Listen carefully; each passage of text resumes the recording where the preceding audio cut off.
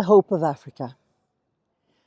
When my mother was a widow and 80 years of age, she decided to go to Zambia. And the reason she decided was that my brother was a priest out there. He had been home on leave and she was afraid she might never see him again. So she said to me, "Will you come with me to Africa? I'll pay the fare." Well, obviously, yes, of course. So off we went to Zambia, and my brother met us at the airport and brought us along. But he kept bringing us to convents of nuns or houses full of priests, and it was really, really boring. And I wasn't getting to see what I thought was going to be exotic Africa. I was feeling really fed up with it altogether. And we went from convent to convent, and everyone wanted to meet the mother of the priest. Nobody was interested in the sister. I was just the extra add-on. But in one convent in the depths of the country somewhere, someone came to me and said, "Sister Helen is going to visit her women's group tomorrow. Would you like to go?" "Oh, yes," I said. That sounded to me like some sort of something of interest. So the next morning, Sister Helen drove up in a 4x4, which looked like it had been made out of sardine tins. I got in beside her and she drove like a bat out of hell. Now, Zambian roads are not for the faint-hearted, because when the rains come and the cars go through and lorries go through, there are huge, deep ruts, and when it dries out, there's dust and ruts.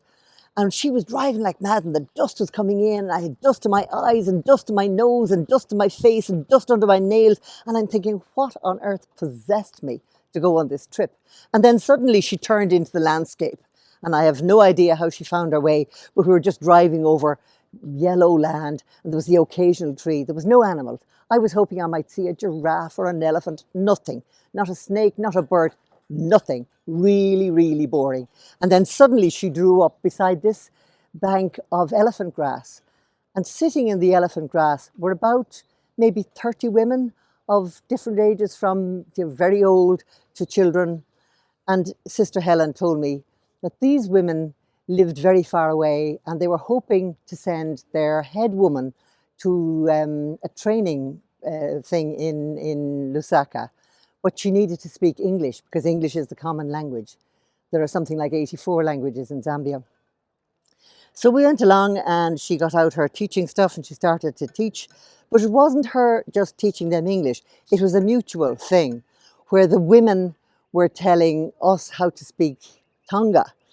But the thing that was quite extraordinary was the African women were speaking perfect English sentences, and we were sort of blah, blah, blah, which gave the women a huge amount of laughter. They thought we were hilarious. They laughed their legs off at us.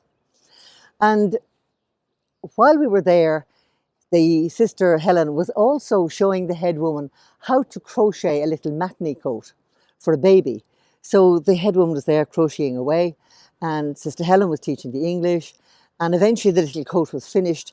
And next thing, the woman ripped it out and rolled up the thread again and started teaching the next woman who sat beside her how to do it. And that was fine. When it came to the end of the English lesson, Sister Helen said to me, "Here's a notebook. Will you take a note of what everybody pays?" Because she used to bring sewing materials to these women. They couldn't ever buy anything. They were so far away from shops they couldn't possibly get there. And there were peddlers who came around and charged exorbitant amounts. And Sister Helen sold all this stuff at cost to the women. So that was fine. I was standing there and taking note of whoever paid whatever. And this little old lady came up to me with the tiniest coin you've ever seen. There's nothing in our currency that would be equal to it. It'd be less than a farthing, an old farthing. And she said something very serious to me, and I had no idea what she said. So I said to Helen, what's going on here? And she said, "Oh, yes, that's Mrs. Bishota. She's a very honest woman."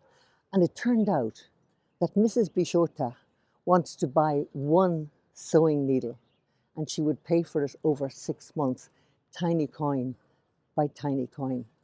And then when I went back to the head woman, who was still showing somebody how to do the little matney coat, it turned out that that woman would finish the coat, unravel it, pass it to the next woman, and so on for the whole month until everybody in the village knew how to make this little matney coat. And then they would roll up the wool and the crochet needle and give it back to Sister Helen so that she could bring it to the next village and show the next women how to do it. And that's when I suddenly remembered that everyone I had met earlier on had been talking about women are the hope of Africa, women are the hope of Africa. And I was thinking, like, what are they talking about? But after seeing this, I knew.